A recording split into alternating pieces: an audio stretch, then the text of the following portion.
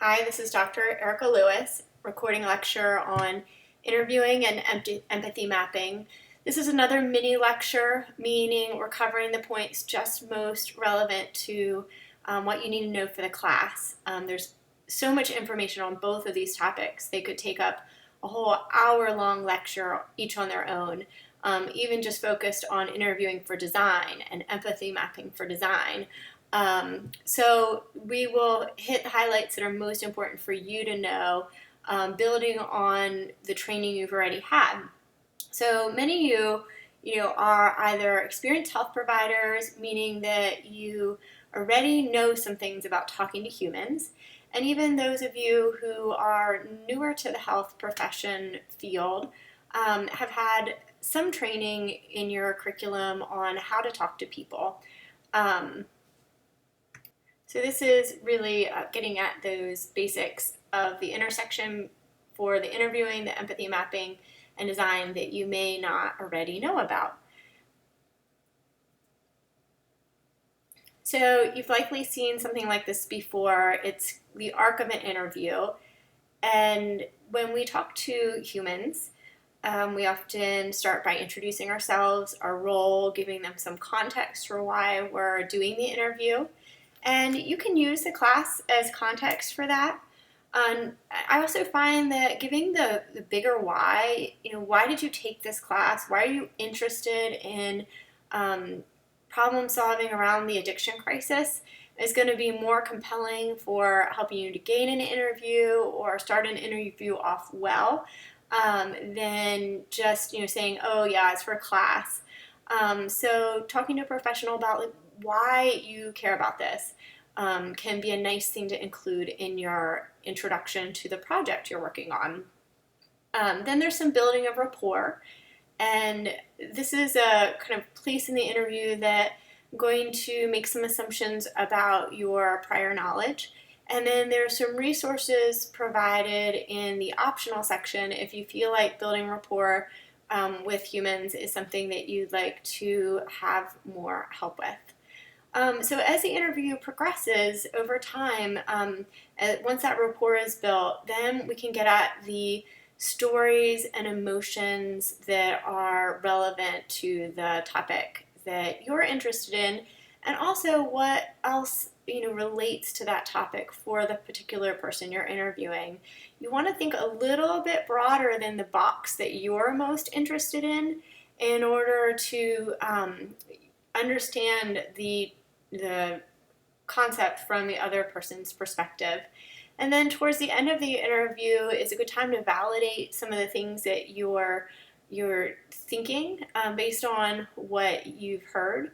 So asking some additional questions about what you've already heard. And then a thank you at the end and a wrap up to end their interview. So this is an arc of an interview for gaining empathy. And just one other kind of point of clarification, we've talked quite a bit in the course about motivational interviewing because that's an important technique for helping patients with substance use disorder. However, the type of interview we're talking about now is interviews to gain information. So the goal of a motivational interview is change. And that's a different goal of what we're talking about in an interview to gain information. However, it's interesting, there's so much overlap between the two. Having trained in both of them from the business world and the health profession world, I see these really important and interesting overlaps. So some of it will be repetitive in that way.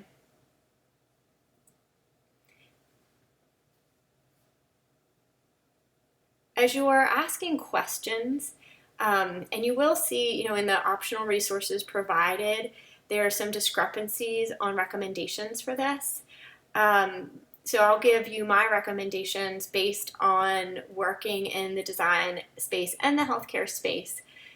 Our goal is to understand the why. So if we understand why something's happening, why someone feels the way they do, we start to understand the crux of their challenges and what parts of things are working well. And you may have heard about methods like asking 5 levels of why, or 3 levels. I've seen both. So what I mean by that is once you establish a why, getting at the why for that, and then going a little further to get at the why for that, and keeping up that leaning into a specific topic and truly getting to understand the layers of it. Too often in an interview, especially for a novice interviewer, they get some really basic information and they move on. So as you're asking questions of people, I really encourage you to think, how many layers of why have I gotten at on this particular question? And push yourself in your interviews to go beyond that initial response. It's when we kind of unpack things a little bit more that we get more information from people. So I write, understand the why by asking what and how. And you will see in some of the optional resources and some of the business literature, just ask right out why. And, if you get in a situation where that feels appropriate, go ahead. In my experience, it's asking the what and the how questions that often get at the why for people, even in a more business context as opposed to, say, a healthcare provider context. So by asking what and how questions, people can really open up to exploring the topic and provide you with a depth of insight on that topic.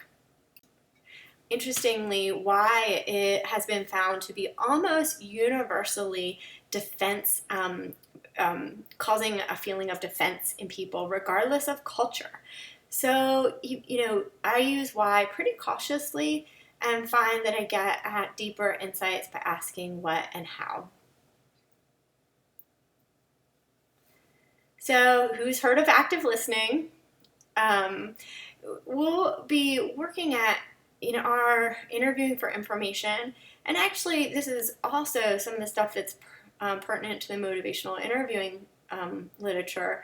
We want to get beyond just active listening. I want you to think about what it felt like the last time that you were actively listening to someone. What were you actively doing at that point?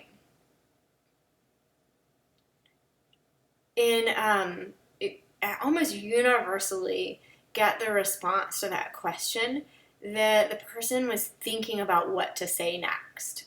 So active listening is, not interrupting others, doing some reflecting, using kind of traditional high quality listening, looking at the other person, nodding, saying, some active listening.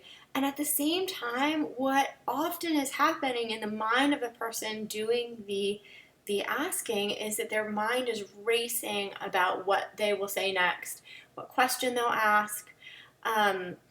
So I've put a few strategies into how to move beyond active listening into what we're calling other focused listening. And the first of these is the one that I found to be most powerful for that.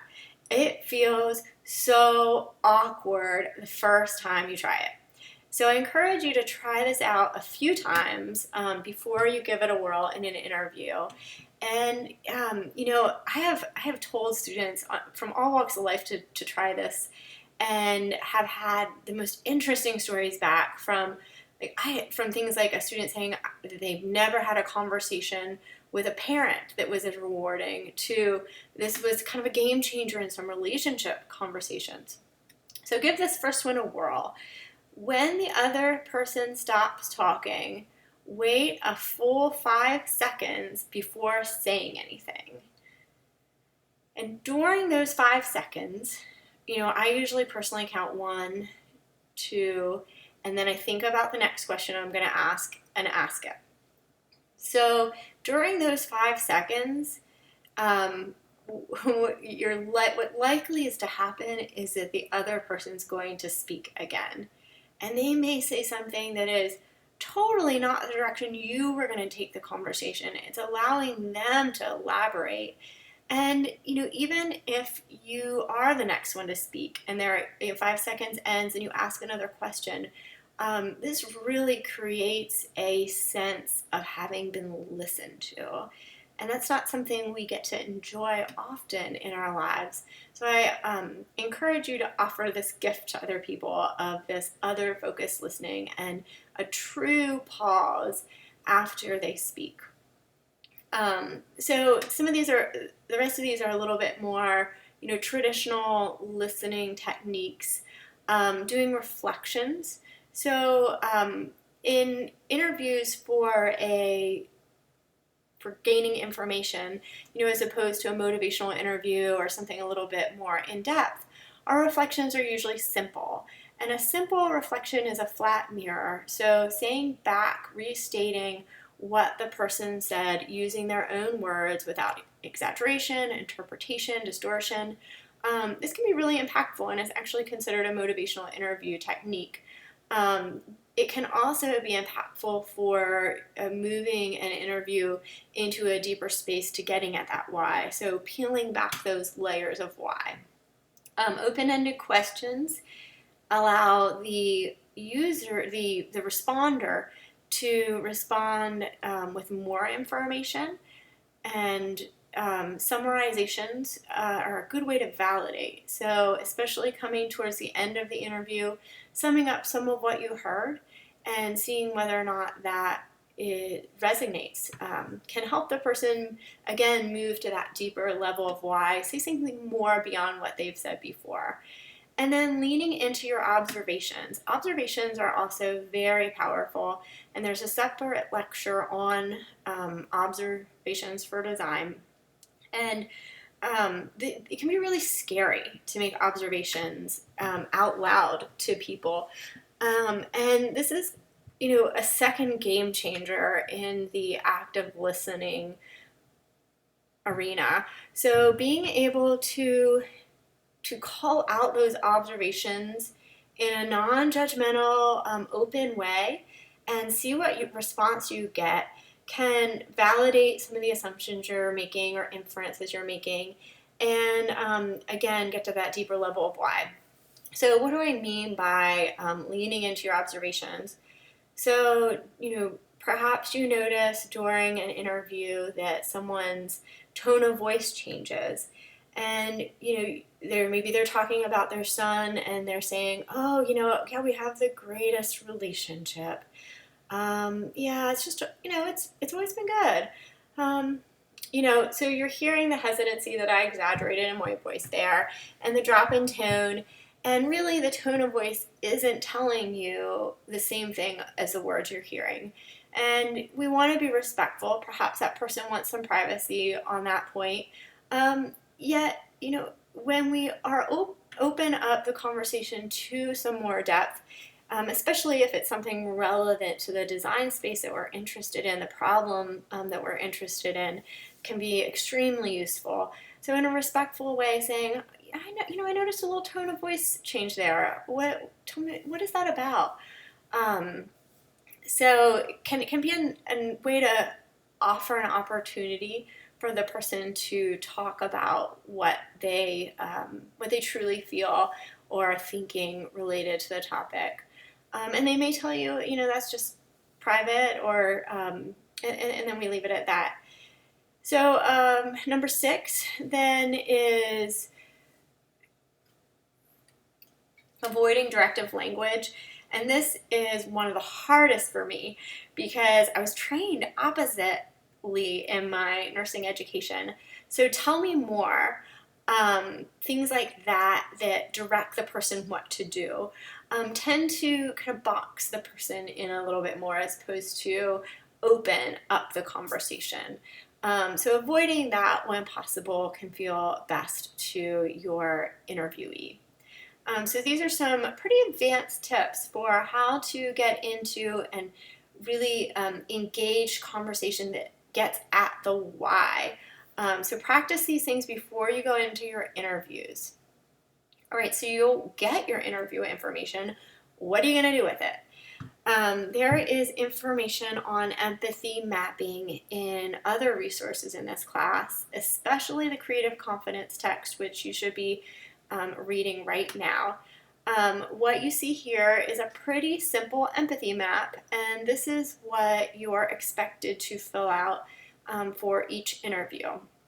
And you're expected to do this with pen and paper, pencil and paper, not on a computer screen.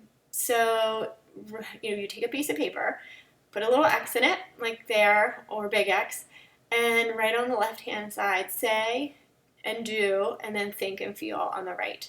So when you're empathy mapping, the left-hand side, the say do areas, are meant to capture direct quotes or actual actions. And, even on the phone, you can capture changes in voice inflection. So notes about what the person actually said and did go in this left-hand side. And I tend to prefer to record interviews and do these note-taking, build the empathy map afterwards. You may not have that luxury, and that's okay. Just do the best you can with it.